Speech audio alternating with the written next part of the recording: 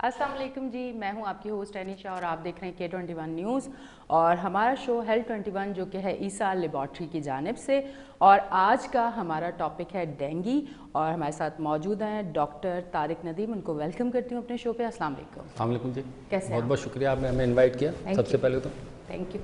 अच्छा डॉक्टर साहब, डेंगी जो है, क्योंकि जब भी हमें बुखार होता है तो हमें ये नहीं पता होता कि स्टार्ट में नहीं पता होता कि आया हमें डेंगी है या हमें मलेरिया है, टाइफाइड है, कोई भी बीमारी का हमें उस टाइम समझ नहीं आता।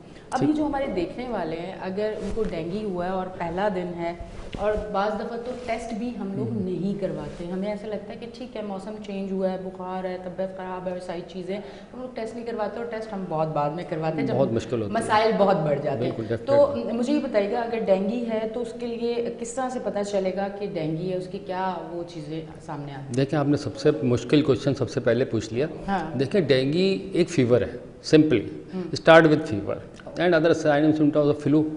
तो फीवर की हमारी मेडिकल में 101 वजूहत होती है। तो doctor is not a computer, it is a human being, make errors, but he should have to decide what is it. तो फीवर को डिसाइड करना कि what is it is very difficult. उसके लिए हम ये करते हैं कि देखें, एक तो सीजनल बातें होती हैं कि एक डेंगी का सीज़न होता है, फिर एक फीवर आ गया जिसमें सीज़न में टाइफाइड होता है ज़्यादा, गैस्ट्रो चल रहा होता है, तो फीवर के रीज़न उन्हीं में से आते हैं। अब जैसे आजकल सीज़न डेंगी का है तो comes in mind first of all the season, ये चीज़ हो जाती है। अब टेस्टिंग तो आपको पता है पाकिस्तान में क्या कंडीशन, जहाँ टेस्ट दे तो मरीज़ भाग जाता है, टेस्ट का नाम लेती। तो उमूमन डेंगी के साइन एंड सिम्टम्स बड़े कंफ्यूजिंग होते हैं, फिर फ्लू के साथ मिलते जुलते होते हैं और दूसरे फीवर से भी मिलते हुए होते हैं। अच्छा। अब फ़र्ज़ करें कि इसको कोलिथियासिस है, मतलब उसके पित्ते में पथरी हो गई, इन्फेक्टेड हो गई, फीवर होगा उसको। चिल्स फीवर के साथ हर एक फीवर, मलेरिया में भी होती हैं। तो we should have to decide what is it. सबसे पहले तो अगर डेंगी हम कंसीडर कर रहे हैं तो डेंगी के अंदर सबसे पहले एक तो फीवर की कंप्लेन होगी और इसके सिम्टम पीक पे जाते हैं 3 दिन तक। अच्छा, 3 दिन वर्ष होते हैं तीसरे दिन, और तीसरे दिन के बाद फिर वापस आना शुरू हो जाते हैं। जब वर्ष हो रहे होते हैं तो पेशेंट अमूमन 2 से तीसरे दिन आता है। तो उसकी कंडीशन एक तो टॉक्सिक लुक होती है अमूमन डेंगी की, वो बाय प्रैक्टिस आप मतलब उसको डायग्नोस कर सकते हैं कि इसको पेशेंट में भी हैविंग डेंगी। और फर्स्ट चॉइस तो टेस्ट ही है अदरवाइज डेंगी के लिए। Symptom, sign and symptom experience to be another thing.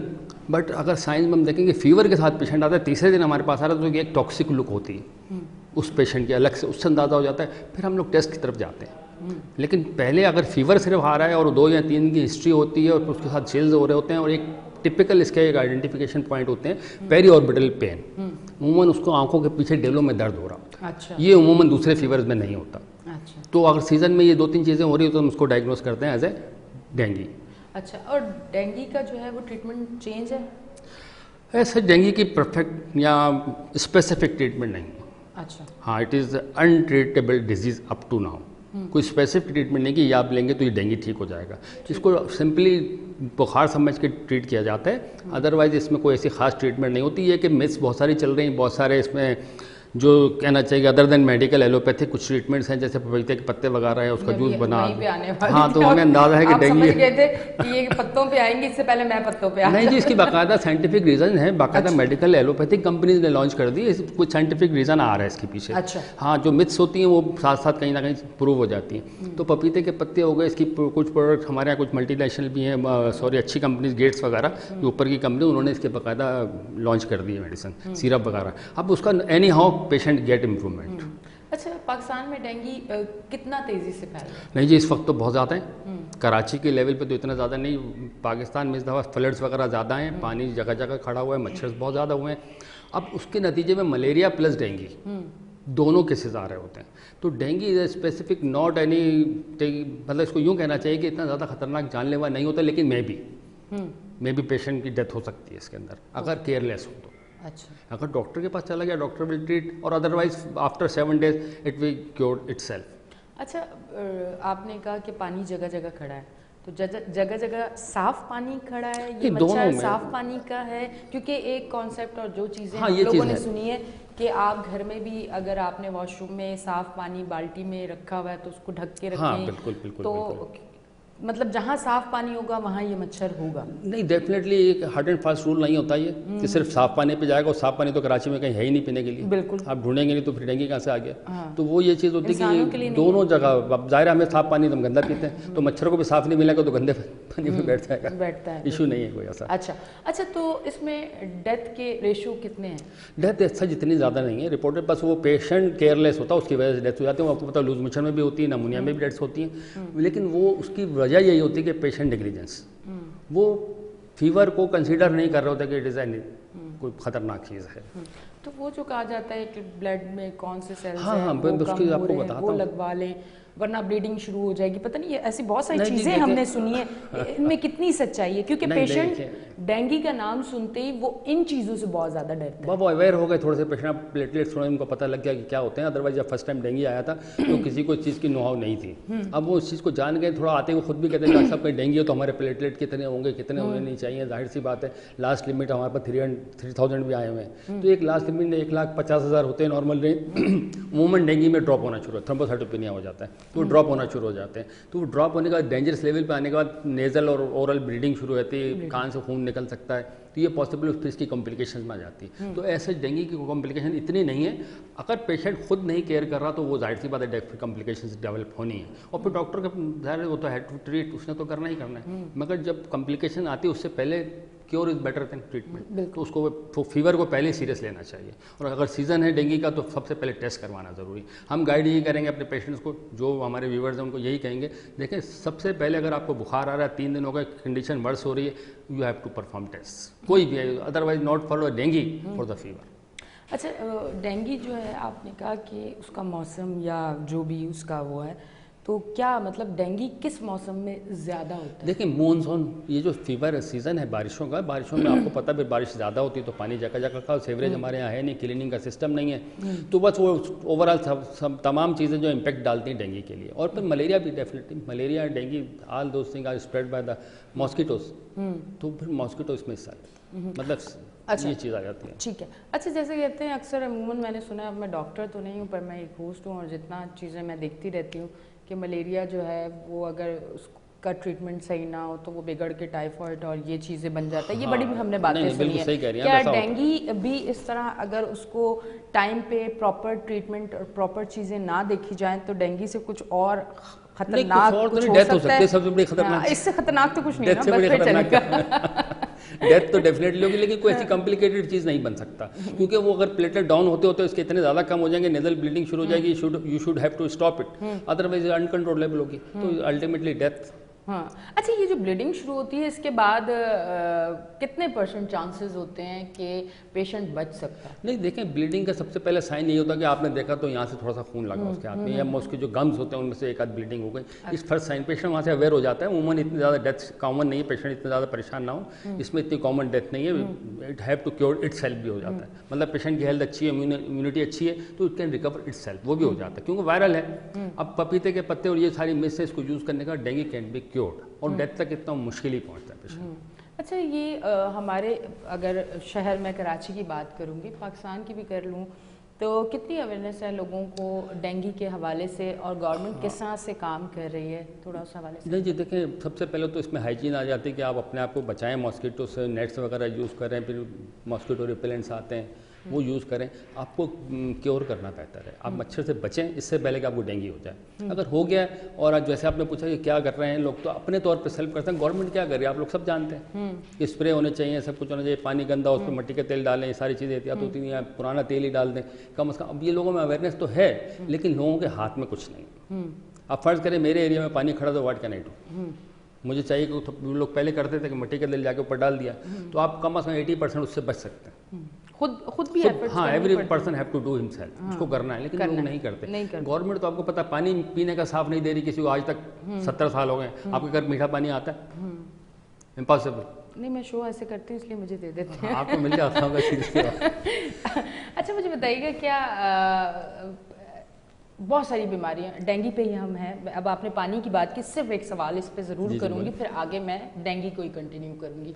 मुझे बताएं कि हमारे शहर कराची में जिस तरह का पानी हमें दिया जा रहा है, इस तरह का पानी पीने से तो बहुत सारी बीमारियों को हम लोग खुद दावत देते हैं कि वो बीमारियां आएँ। और जिस तरह से अब मैं लोगों को देख रही हूँ, इतनी ख़तरनाक बीमारियां जो कि हमें पहले, अगर मेरी नानी अक्सर बोलती थी कि अगर सर में भी दर्द होता था तो पता चलता था आज सर में दर्द है। अब अगर किसी को कैंसर भी है तो उसको लास्ट स्टेज पे तकलीफ होना शुरू हो रही है। क्या हमारी बॉडी को ऐसा फूड, जो ऐसी सब्जियां जो ऐसी खाद से बनी हुई हैं, जो ख़तरनाक हैं, हम जो चिकन खा रहे हैं उसको किस तरह की फीड दी जा रही है, जो हमें पानी मिल रहा है वो कितना गंदा है, हमारा बॉडी इन चीज़ों की इतनी आदी हो चुकी है कि जब कोई बीमारी होती है तो वो तब पता चलता है, बिल्कुल वो जब आखिरी स्टेज पे पहुंच जाता है। क्या ये वजह है? थोड़ा सा इस बारे में बताएं, फिर हम वापस डेंगू पे आ रहे हैं। नहीं, देखिए, सबसे पहली चीज़ तो इम्प्योरिटीज़ तो आपको हर चीज़ में मिलेंगी। कोई भी चीज़ खाने की आपको कराची के अंदर साफ मिलना, जब से हमने आउटडोर मतलब खाना पीना शुरू कर दिया है तो इसके इम्पैक्ट्स आ रहे हैं। जो कुछ अब पहले देखें, पहले ऐसा ट्रेंड नहीं था कि घर से बाहर खाना खाना, लेकिन पिछले 4-5-10 साल समझ लें कि आपको बाहर जाके होटलिंग का बहुत ज़्यादा लोगों को शौक हो गया, घर पे खाना नहीं पकाएंगे। उसके इम्पैक्ट्स अब सामने आना शुरू हो गए। ख़ास तौर पे पेट की बीमारियां इसमें बहुत ज़्यादा हो गई हैं। अच्छा, ठीक है, गैस्ट्राइटिस वगैरह बहुत ज़्यादा आम हो गया। अब उसके इम्पैक्ट, जाहिर सी बात है, इम्प्योरिटीज़ के इफेक्ट्स आपकी बॉडी कब तक बर्दाश्त करेगी। बिल्कुल। जो हमारी इम्यूनिटी वो भी कहीं ना कहीं जवाब दे जाती है। तो हम इम्यून तो हो चुके हैं, लेकिन एज सच बीमारी हमला कर देती है। बिल्कुल ठीक। अच्छा, अब मुझे बताइएगा, वापस हम डेंगू पे आ रहे हैं। अच्छा, मुझे बताइएगा कि अगर किसी बच्चे को, कम उम्र बच्चे को, 5, 6, 7 या 8 साल के बच्चे को डेंगू होता है, या किसी बुज़ुर्ग को जो 50 से आगे उनकी एज है, 50-60, अगर उनको होता है तो फिर उनके लिए क्या ट्रीटमेंट अलग हो जाता है या फिर किस तरह की चीज़ें होती है? क्योंकि कहते हैं ना कि बच्चा बहुत सेंसिटिव होता है, और फिर इसी तरह कहते हैं कि जब एक एज ऐसी आ जाती है, जब आप बुजुर्ग हो जाते हैं तब भी आप बहुत ज़्यादा सेंसिटिव हो जाते हैं। तो थोड़ा सा ये एज के हवाले से भी बताएं कि डेंगू जो है वो उम्र के हिसाब से भी उसी तरह वो हमला करता है जिस तरह वो एक 30, 25 और 24 वालों को करता है।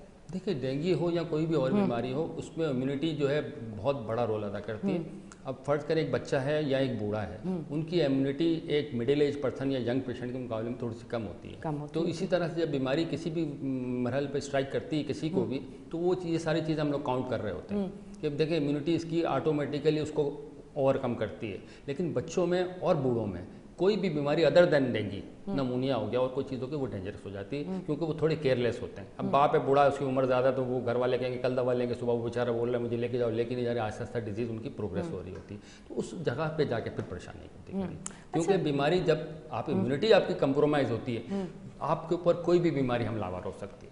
मतलब आपका मकसद ये है कहने का कि इम्यूनिटी जो है जी, वो मेन रोल है। हाँ, मेन रोल है किसी भी बीमारी के लिए, मेन वो है, not specific dengue, every disease. Immunity boost करने के लिए हमें किस तरह का फूड लेना चाहिए, हमारा लाइफ स्टाइल क्या होना चाहिए, अगर थोड़ा सा वो देखें। इम्यूनिटी बूस्ट करने के लिए आपको बहुत सारी चीज़ें करनी पड़ती हैं। एक तो आपको लाइफ स्टाइल देखना पड़ता है। हम लोग जिस लाइफ स्टाइल में रह रहे हैं, इस लाइफ स्टाइल में इम्यूनिटी हमारी कम ही हो रही, बढ़ती नहीं है। हमें सबसे पहले अपने फूड को बहुत अच्छा रखना चाहिए। फूड से अच्छे रखने से मुराद है कि साफ ग़िज़ा इस्तेमाल करें, घर पे बना हुआ खाना खाएं, और दूसरी चीज़ें फुल कुक ना, फुल फ्राइड ना हो, फुल कुक ना हो। जैसे सब्जियों को पका के बिल्कुल उनका रंग तो रंग सब कुछ खत्म कर, चिकनाई होती है, नीचे खाना पड़ा, तो इन चीज़ों को अवॉइड करें, नेचुरल फूड की तरफ जाएं हम लोग। और दूसरी चीज़ ये है कि हम लोग सब्जियां नहीं खाते, फ्रूट नहीं लेते। हम लोग बर्गर, जिंगर, ये वो सब रोल, इनकी तरफ चलेंगे। They are not healthy food. हमें हेल्दी फूड की तरफ जाना है। फूड सारे हेल्थ देता है हमें, लेकिन जो ऐसा हेल्दी है जो आप ऑर्गेनिक फूड ले लेते हैं वो ज़्यादा बेहतर होता है, उसकी तरफ जाना चाहिए। और फिर डेंगू के हवाले से एक छोटी सी बात है कि डेंगू में जब आप कह रही थी कि बड़े या बूढ़े में या बच्चे में जो होता है, उसमें सबसे बड़ा मसला आता है फीवर और डिहाइड्रेशन। मैं उसको थोड़ा सा रिलेट कर देता हूँ। तो जब फीवर होता है तो डिहाइड्रेशन ऑटोमेटिकली हो रही होती है। फर्ज करें वोमिटिंग साथ में शुरू हो गई तो वो और ज़्यादा डिहाइड्रेशन होता है। तो उन दोनों चीज़ों को हमने कवर करना पड़ता है। जाहिर सी बात है, इम्यूनिटी अच्छी है, अगर आप उसको पानी कम भी देंगे तो उसकी बॉडी रिकवर कर जाएगी, otherwise he will have to suffer, उसको मुश्किल होगी। ये सारी चीज़ें। तो बेस्ट यही है कि अच्छा खाना खाएं, घर का खाना खाएं, साफ सुथरा खाना खाएं, बाहर के खाने को, होटलिंग को छोड़ दें। ठीक। और फ्रूट्स सबसे पहले, नट्स, फ्रूट्स ये अच्छे लेने चाहिए। हम नहीं लेते। ड्राई फ्रूट्स का एक बड़ा ट्रेंड पहले होता था, अभी भी काफ़ी जगहों पे वैसे है। आप कोयटा साइड भी जाएं तो वहाँ पे है। यहाँ पे हमारे पास एक चीज़ ये हो गई कि बाहर से आपने एक नाम नहीं ले सकते, बस मैसेज करना है, आपके घर खाना आ जाएगा और आपने खाना है। कॉस्ट भी मैटर करती है। ड्राई फ्रूट बहुत महंगा हो गया, बहुत महंगा। हाँ, ये भी है, महंगा। सिर्फ मूंगफली खा सकते हैं बस।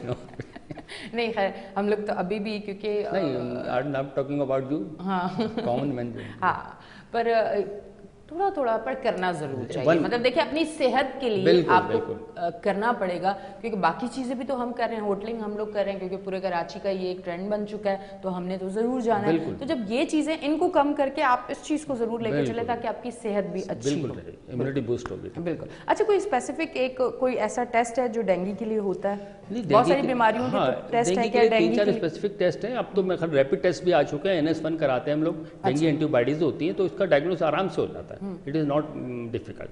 अच्छा, कुछ बीमारियों में कहते हैं कि एंटीबायोटिक नहीं देनी चाहिए, क्या डेंगू में भी कुछ ऐसा है या नहीं है? क्योंकि ये एक स्टार्ट में जब डेंगू एकदम से फैला और लोगों को पता चला अच्छा डेंगू भी है, तो फिर ये कहा गया कि नहीं, जब डेंगू होता है तो उसमें आपने एंटीबायोटिक नहीं लेनी। देखें बहुत सारी चीज़ें, पॉजिटिव चीज़ें कम आप सुनते हैं, नेगेटिव चीज़ें आप ज़्यादा सुनते हैं, तो लोगों को एक खौफ आ गया। जब बुखार होता है तो लोगों को लगता है कि नहीं, अगर डेंगू हुआ और हमने कोई एंटीबायोटिक ले ली तो और हम ज़्यादा प्रॉब्लम में आ जाएंगे, फिर तो मामला हाथ से निकल जाएंगे। थोड़ा इस हवाले से बताएं, क्योंकि नेगेटिविटी बहुत ज़्यादा है। देखिए ऐसा इसमें एंटीबायोटिक का रोल नहीं होता, मेनली जो ये चीज़ लोगों में फैली हुई भी है। और नहीं, पर वो जो गली में कोने पे आपके एक डॉक्टर बैठे होते हैं जिनको पता होता है कि बस बुखार हुआ तो ये 4 दवाइयां जो मैंने सबको लिख के देनी है। ये मैं इसलिए कह रही हूँ कि वो ना कोई टेस्ट, ना वो कोई हिस्ट्री लेते हैं, ना वो कोई चीज़ चेक करते हैं, बस उन्होंने एक रटे में 4, किसी से नहीं छुपी हुई चीज़ें। बहुत सारे शोज मीडिया पे भी चीज़ें बहुत ज़्यादा आई हैं, ये इसलिए मैं पूछ रही हूँ। बिल्कुल ऐसा होता है। देखें अब एंटीबायोटिक का अगर ट्रीटमेंट की तरफ थोड़ा हम देखें तो एंटीबायोटिक का ऐसा रोल नहीं होता, लेकिन कहीं पे एंटीबायोटिक दी जाती है, डेंगू में भी दी जाती है, बिकॉज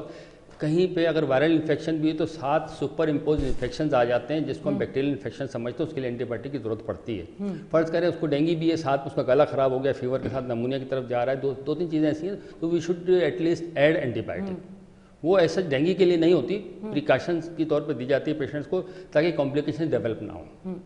उसके लिए एंटीबायोटिक की कहीं कहीं नीड पड़ती है, तो ऐसा डेंगू में रोल नहीं होता, लेकिन बहरहाल उसकी कॉम्प्लिकेशन डेवलप होती हैं, उसके लिए फिर हम लोग एंटीबायोटिक प्रिस्क्राइब करते हैं। वो पेशेंट नीडेड, पेशेंट को जरूरत होती है। अब आपने जब हमने स्टार्ट किया तो वो पपीते के पत्तों की बात आ गई। पहले दौर में हम सुनते थे, इतने दौर पुराने के नहीं है, पर आदतें हर दौर की बात पता करनी है कि फ्रूट से, सब्जियों से, हर चीज़ से इलाज होता था और ये वो। तो अब जिस तरह से हम देख रहे हैं होम्योपैथिक, बहुत सारे सिरप मैंने देखे हैं, जो मैं अक्सर शोज़ करने जाती हूँ तो वो नज़र आते हैं, सिरप है उसके ऊपर वो पपीते का पत्ता बना हुआ है, और वो डेंगू के लिए बहुत ज़्यादा अच्छा। आपको अगर डेंगू हो तो आपने बार बार पपीते का वो जो पत्ते का पता नहीं रस निकाला हुआ है या क्या निकाला है वो आप पिए। ठीक है, अल्लाह ने जो दुनिया में चीज़ें उतारी हैं वो अपने इंसान के लिए उतारी हैं और उससे फ़ायदा है। और एक चीज़ ये भी है कि वो फ़ायदा तो ज़रूर है, पर हमें ये नहीं पता कि हमें उसको लेना किस तरह से। हर चीज़ में मयाना रवि रखी गई है, ठीक है। अब हम लोग रात को लस्सी और दही और ऐसी चीज़ें पी के सो जाते हैं और सुबह उठ के कहते हैं हमारे घुटनों में दर्द है, हमारे जोड़ों में दर्द है।